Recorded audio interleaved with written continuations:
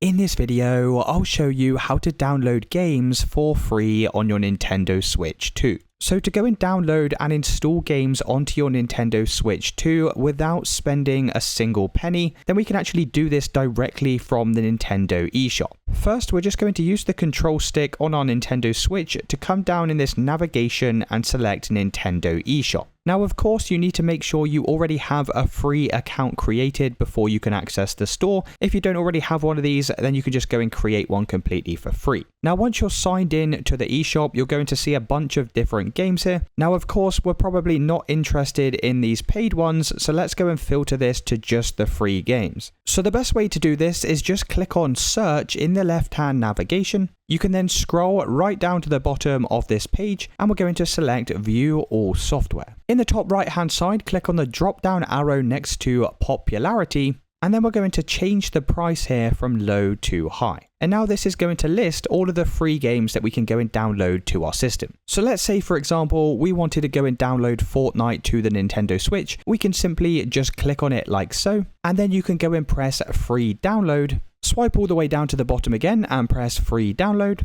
And now this is going to be downloading in the background of your device. Now, another way to go and do this is if I just come back over to the original search page, instead of clicking on View All Software, we're going to click on Filtered Search. Now, from the filtered search page, click on the drop down arrow next to Price Range and go and change this to Free Download. And then you can go and press the search button to see all of the games you can download for free. So once you finish, you can just come back over to your Nintendo home screen, and from here you'll be able to see all of your downloaded games. Let me know in the comments if you did find this video helpful, and I'll see you in the next one.